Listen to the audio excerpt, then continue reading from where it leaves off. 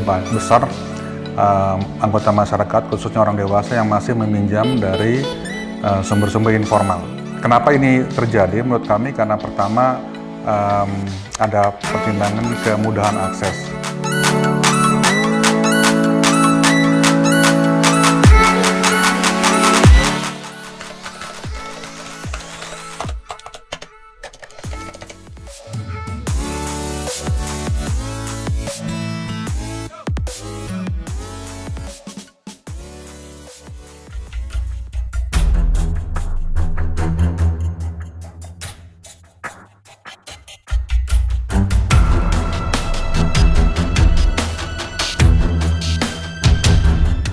Namun demikian, di sisi lain terdapat pelaku-pelaku yang sengaja memanfaatkan kelengahan masyarakat dengan menawarkan pinjaman online ilegal.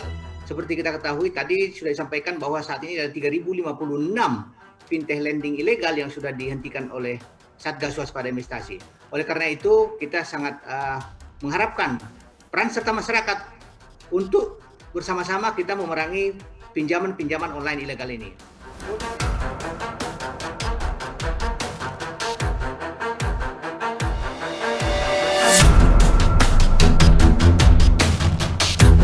Kami cek lagi di HP yang bersangkutan dan kami temukan ada beberapa aplikasi pinjaman online dan ada percakapan by WA yang intinya menagih hutang yang sudah dilakukan oleh korban.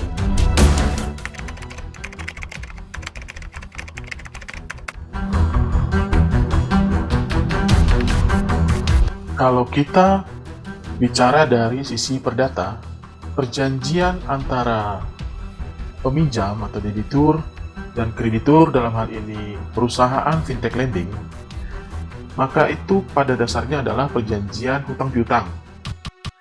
Jadi, segala bentuk perjanjian wajib tunduk kepada pasal 1320 junto pasal 1338 KUH Perdata.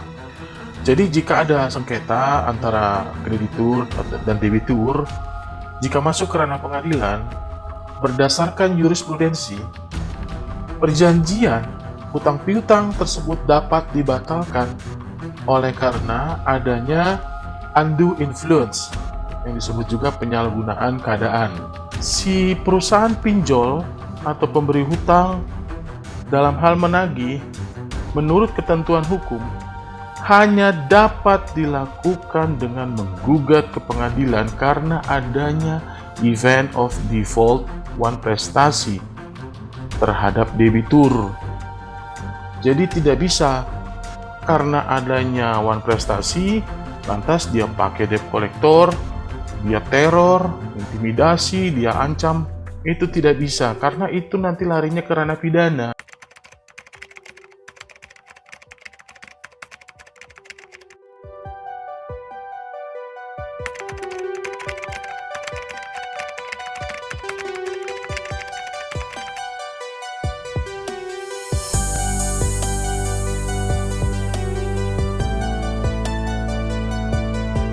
Ya, awalnya itu jadi cuma 600.000 karena untuk kebutuhan sekolah adik aku.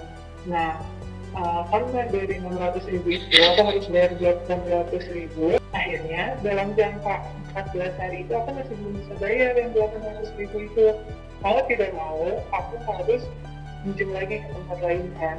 Sedangkan untuk mendapatkan uang segitu itu, kalau untuk pemula itu nggak gampang Kak. Aku harus membuka aplikasi baru mencukupi untuk aku menutup aplikasi yang pertama gitu.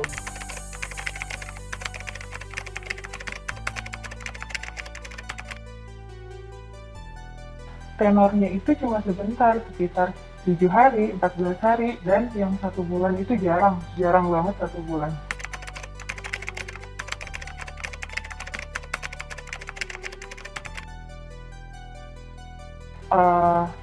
Foto KTP-ku dan foto aku itu disebarin di WhatsApp, di semua kontak-kontak aku, disebarin di WhatsApp. Terus mamaku diteleponin, teman-temanku diteleponin, bahkan sampai orang yang aku nggak nyimpan nomornya dia, tapi dia tuh diteleponin.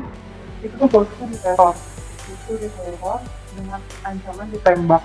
Aku takut aku apa ya, takut diteror, takut keluarga aku diteror, semua kontak aku diteror gitu. Akhirnya aku berusaha untuk nutupin semua itu dengan rapi, tapi ternyata aku salah. Setelah aku tutupin semuanya itu, justru malah itu ngejebak aku sendiri.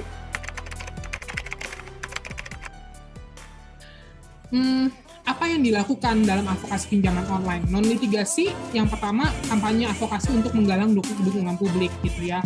Penting untuk menarik perhatian publik melihat bahwa ini bukan permasalahan soal orang utang nggak bisa bayar doang gitu. Tapi memang masalah ini masalah struktural, negaranya nggak hadir, sistem bisnisnya ada, berkembang, tapi negaranya nggak hadir. Akhirnya selalu ada pihak yang jadi tumbal dan babak belur gitu ya. Lalu kemudian berjejaring dengan jaringan yang lebih besar dan advokasi yang lebih luas. LBH Jakarta dan tentu saja bersama dengan Elsam itu masuk dalam koalisi advokasi perlindungan data pribadi. Itu kami berjejaring bersama, bukan cuma ada LBH Jakarta dan Elsam tentu ya, tapi juga ada teman-teman yang lain, ada ICW, ada Purple Code, dan ada LBH Pers, dan banyak kali lembaga di situ gitu ya. Lalu kemudian melakukan riset dan monitoring selama LBH Jakarta buka pos pinjaman online itu akhir 2018 ya. Selama 2 tahun kami melakukan riset dan monitoring gitu, beserta dengan audiensi dan hearing terkait dengan kasus pinjaman online. Tapi nampaknya tidak efektif. Sehingga apa yang akan dilakukan LBH Jakarta, kita tunggu dalam 2 bulan ini teman-teman ya. Litigasi mendorong korban melakukan upaya hukum berupa pelaporan pidana dan gugatan perdata secara mandiri dan memperlengkapi korban dengan pengetahuan tentu saja self-help toolkit yang dikeluarkan oleh LBH Jakarta gitu ya untuk membantu korban aplikasi pinjaman online setidaknya mengupayakan keadilan bagi dirinya sendiri gitu. Dan tentu saja didampingi dalam konsultasi berjalan LBH Jakarta. Melakukan gugatan strategis gitu. Dalam waktu dekat ini kemarin notifikasi pinjaman CLS pinjaman online sudah masuk teman-teman. Dalam saat akhir bulan ini atau bulan depan gugatan strategisnya akan masuk, gugatan CLS-nya akan masuk gitu. Kalau teman-teman bisa berpartisipasi akan sangat senang sekali.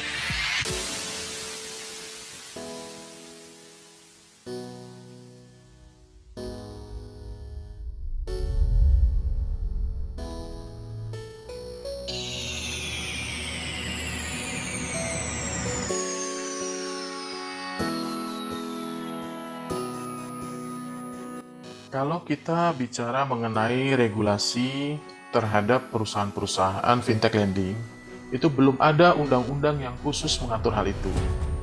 Regulasi yang ada saat ini hanya diatur dalam POJK nomor 77 tahun 2016 tentang layanan pinjam-meminjam uang berbasis teknologi informasi. Jadi sampai saat ini, belum ada sanksi pidana yang dapat menjerat perusahaan fintech yang melakukan pelanggaran operasional dan lain-lain. Masih sebatas sanksi administrasi saja. Jadi dari semua yang saya gambarkan tadi, menurut hemat saya, ada loophole atau kekosongan hukum dalam lingkup layanan pinjam-meminjam uang berbasis teknologi informasi ini. Mengingat telah banyaknya kasus-kasus pinjol ilegal, debitur yang dirugikan karena pengenaan bunga yang terlalu tinggi, juga semakin pesat pertumbuhan jumlah perusahaan-perusahaan fintech lending di Indonesia secara khusus. Maka menurut hemat saya itu DPR sudah seharusnya menerbitkan payung hukum berupa undang-undang terkait layanan pinjam-meminjam uang berbasis teknologi informasi ini.